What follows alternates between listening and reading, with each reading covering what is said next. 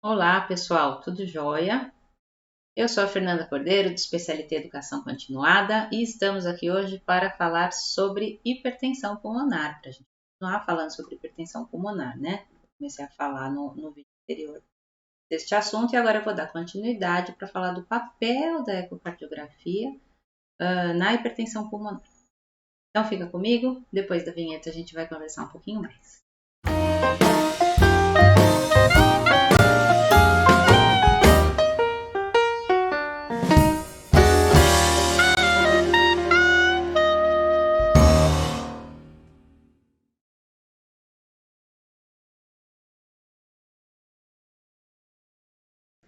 Bom, então vamos diagnosticar. Como a gente vai fazer o diagnóstico da HP? Bom, o diagnóstico definitivo seria pelo cateterismo cardíaco, com o uso de um catéter chamado catéter de Swan-Ganz, onde a gente insere esse catéter, né, pela jugular, vai pegar a cava cranial aqui e vai estimar a pressão lá no interior da artéria ou a pressão no interior do ventrículo ou do átrio, enfim. Acontece que a gente não cateteriza os pacientes de rotina na medicina veterinária, tá certo? Então, nós temos no ecocardiograma uma ferramenta tanto de auxílio ao diagnóstico da hipertensão arterial pulmonar, mas a gente também tem que entender que o ecocardiograma, apesar de ser essa luz no fim do túnel, né, uma vez que nós não cateterizamos os pacientes rotineiramente, mas podemos fazer o ecocardiograma, que tem uma relação custo-benefício muito melhor e que, inclusive, é um método não invasivo, a gente tem que entender que, ainda assim, esse método ele tem uma série de limitações e nós temos que estar atentos a isso, tá? Clinicamente, o que eu preciso prestar atenção? O paciente com hipertensão pulmonar tem alguns sinais que são muito característicos, são bastante característicos, são bastante sugestivos, mas eles não são exclusivos, né, da hipertensão pulmonar. Então, eles são um pouquinho inespecíficos, e aí isso deixa a gente, às vezes, numa situação um pouquinho nebulosa, como, por exemplo, a presença de síncope, tá? Principalmente quando se exercita ou entra em atividade, é um sinal clínico bastante sugestivo de hipertensão pulmonar. A restrição respiratória em repouso, né?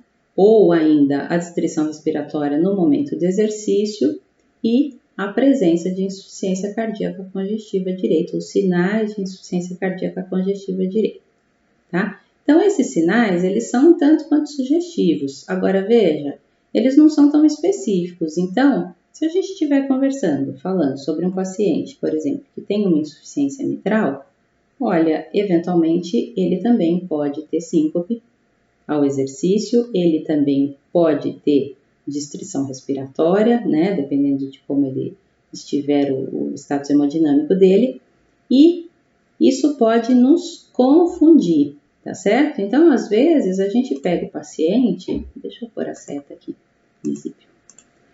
A gente pega o paciente que tem insuficiência mitral e, eventualmente, tem também hipertensão pulmonar associada, tá? E, às vezes, a gente fica insistindo em secar o paciente, né? Aumentar os redutores de pré-carga, tudo, porque a gente acha que ele está fazendo esses sinais clínicos aqui por conta de edema pulmonar, por exemplo, alguma coisa assim, né? Por conta da congestão. E não necessariamente é isso. Então, a gente precisa estar atento porque são sinais um pouquinho inespecíficos, não são específicos da hipertensão pulmonar, tá? Alguns outros achados seriam, então, a taquipneia, né? Mesmo às vezes ao repouso, aumento do esforço respiratório em repouso, tá? Ou um período prolongado de taquipneia depois de exercício e cianose de membranas, tá? De membranas mucosas. Isso aí tudo a gente tem que, veja que são diferenças pequenas, né? E que a gente tem que saber muito bem também perguntar no momento da anamnese para que isso fique o mais claro possível. Às vezes até para o próprio tutor é um pouquinho confuso, tá? Mas, enfim, lembrar então, né? Isso aqui seriam quadros um tanto quanto característicos, tá? De ascite e de desmaio. Ai, eu achei esse cachorrinho desmaiado aqui tão bonitinho. Tá? O desmaio, ele é bem característico de hipertensão pulmonar. Só que a hipertensão pulmonar, quando ela é moderada ou discreta, geralmente ela não causa sinal clínico. Então, a gente vai acabar vendo isso aqui numa hipertensão pulmonar que já seja moderada ou importante, tá certo? O diagnóstico radiográfico, veja, o raio-x ele não diagnostica a hipertensão pulmonar especificamente, né? Mas ele pode, tendo em vista o grande número de alterações pulmonares que podem levar à hipertensão pulmonar, e tendo em vista que a própria doença cardíaca pode levar à hipertensão pulmonar, o raio-x ele acaba nos orientando, né, e servindo aí de guia para o diagnóstico, tá certo? Mas não é um método tão acurado por conta das suas limitações naturalmente, tá? Então, ele não diagnostica HP, mas ele vai contribuir, sobretudo, quando ele é capaz de identificar a causa primária, tá?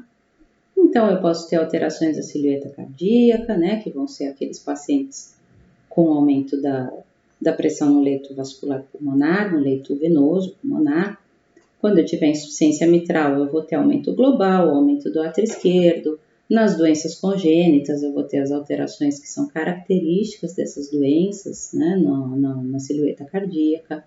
O aumento do tronco das artérias pulmonares, tá? As próprias alterações pulmonares, neoplasias, as broncopatias, o tromboembolismo pulmonar, que pode causar regiões, né, ou gerar na imagem regiões de hipovascularização, com dilatação de vasos, padrão alveolar, enfim, e o próprio colapso de traqueia, tá certo?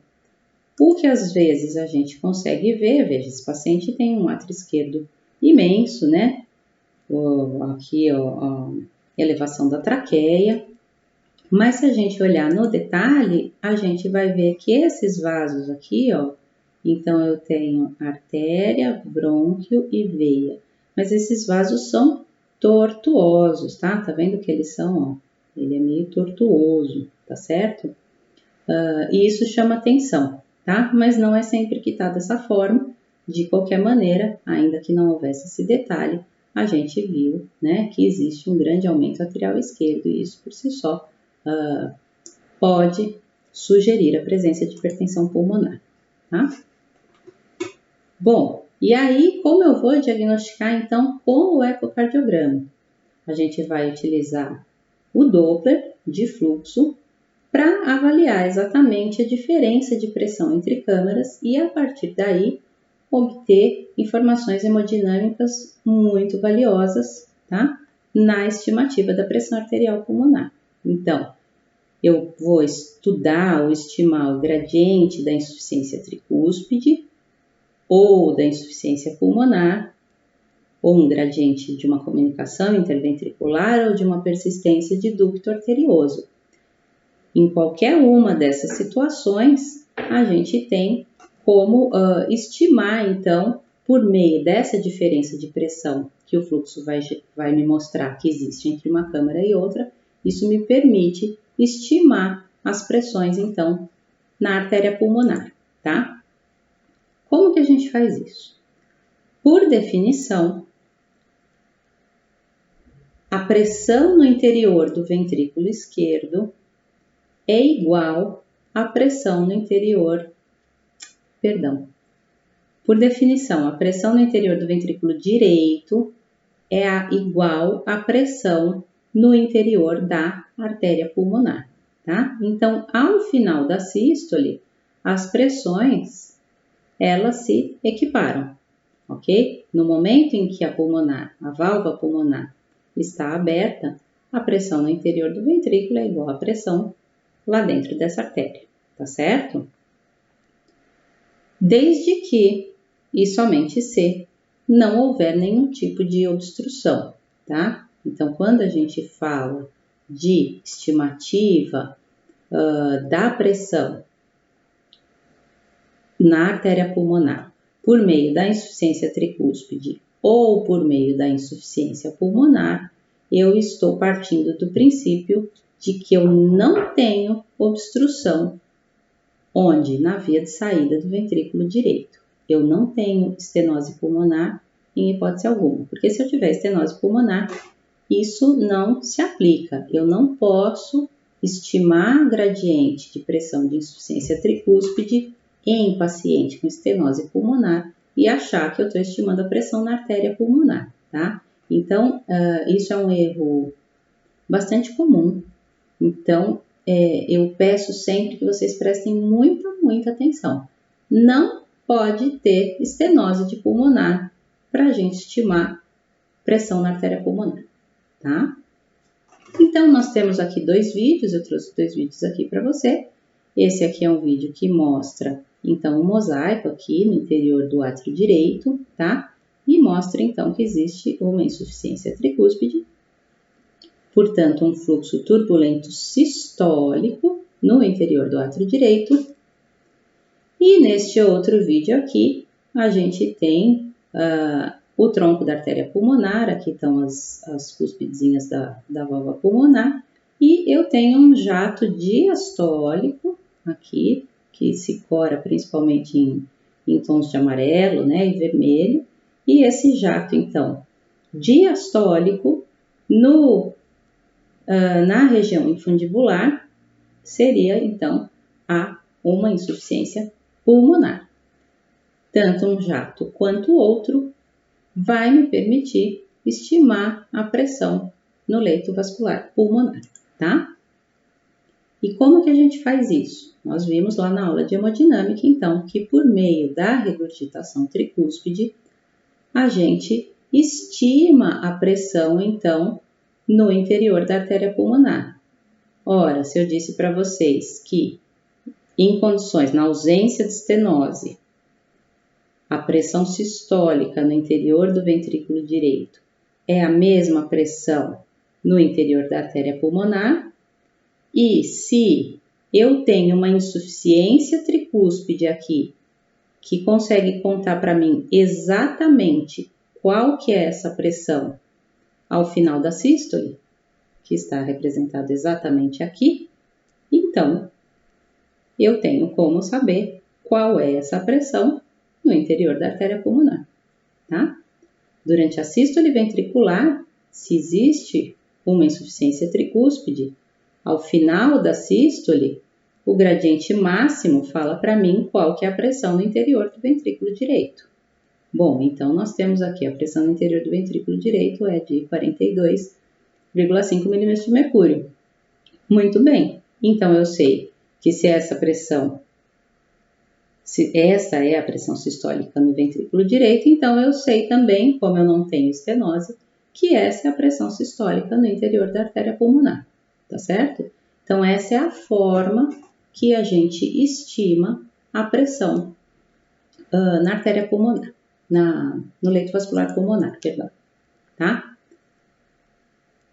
Veja, atualmente, até antes desse consenso, era indicado que a gente buscasse estimar a pressão no átrio direito, exatamente porque eu tenho 5 milímetros de mercúrio aqui que, a priori, eu deveria somar nesses 42,5, né? Pelo menos 5 milímetros de mercúrio, tá certo?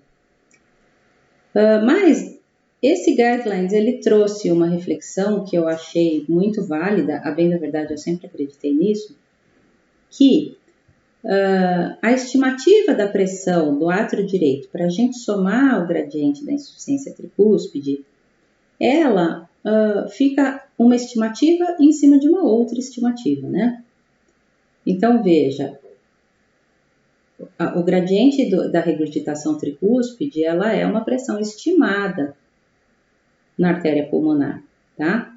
E aí, em cima dessa pressão estimada, eu ia somar uma outra pressão que eu também teria que estimar, tá? ou fosse por avaliação subjetiva do tamanho do átrio direito, ou fosse por índice de colapsabilidade da veia cava caudal, e acaba que fica a estimativa em cima da estimativa, e isso gera uma certa confusão, né? E acaba se tornando muito subjetivo, um tanto quanto subjetivo. Veja, eu entendo que na medicina a gente tem o padrão ouro, que é o cateterismo, e a gente tem o ecocardiograma. E o ecocardiograma ele precisa conversar com o método padrão ouro, tá? Conversar no sentido de, olha, esse paciente foi internado, no cateterismo ele mostrou a pressão tal na artéria pulmonar, aí depois ele faz um retorno, não está mais internado, ninguém vai cateterizar ele só para ver quanto que está a pressão na artéria pulmonar, vamos fazer um eco, e aí os dois métodos precisam estar muito alinhados, né? Eles precisam conversar muito bem entre si. Agora veja, eu não tenho um outro método para conversar na medicina veterinária, tá? O que quer dizer que talvez não compense eu me esmerar tanto numa coisa que é subjetiva e que pode acabar gerando confusão. Então, eu achei muito sábio desse último consenso, onde o autor sugere que não somemos mais a pressão do átrio direito no gradiente da regurgitação tricúspide, né? Então, a gente utilizaria ele como um valor final, vamos dizer assim, tá? E,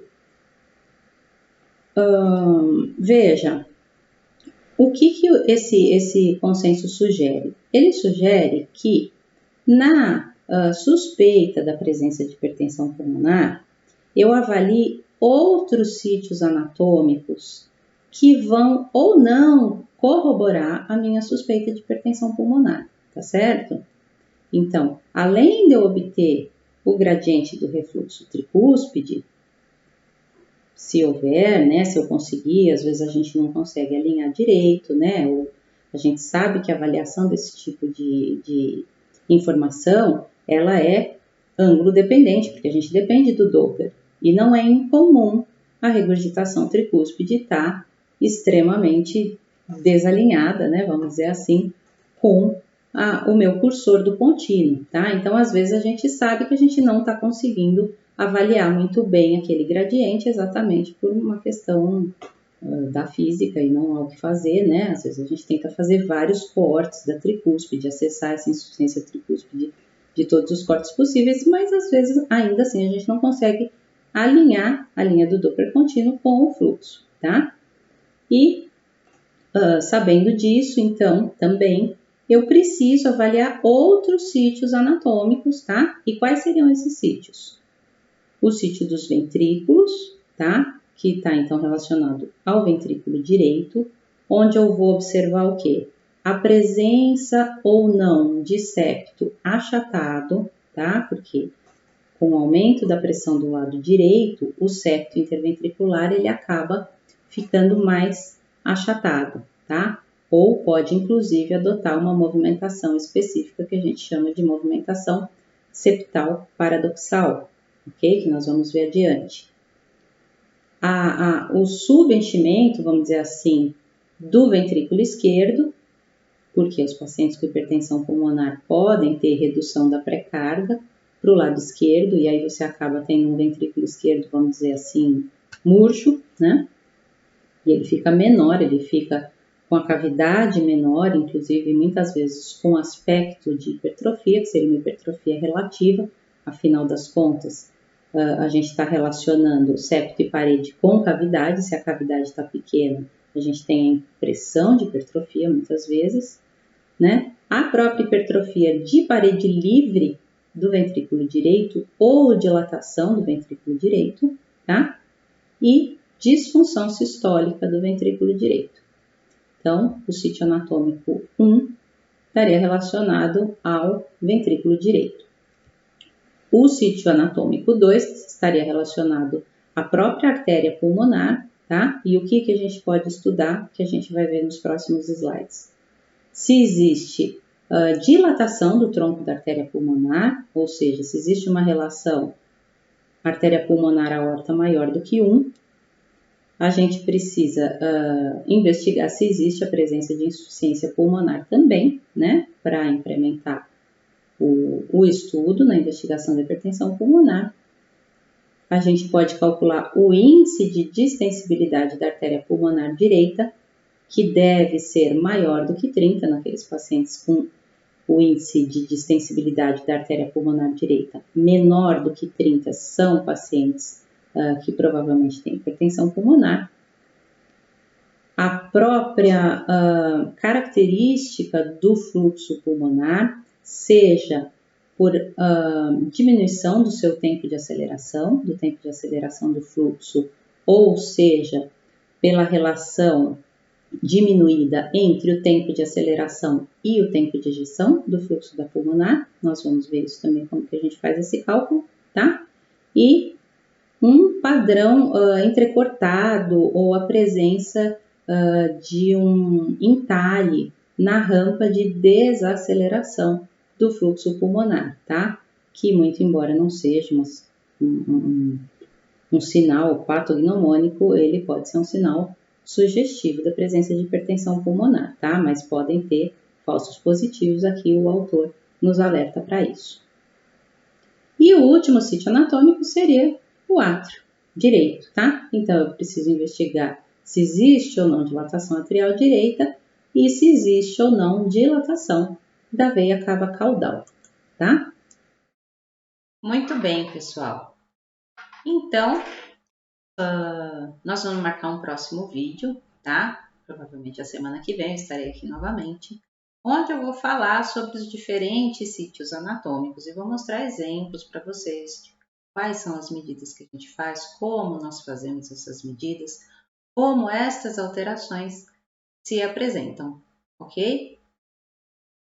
Eu agradeço o fato de você ter participado, peço para que você se inscreva no meu canal se ainda não estiver inscrito, ative o sininho e aí, na próxima aula, a gente vai conversar mais então de hipertensão pulmonar, tá bom? Um beijo para vocês, super obrigada e até a próxima!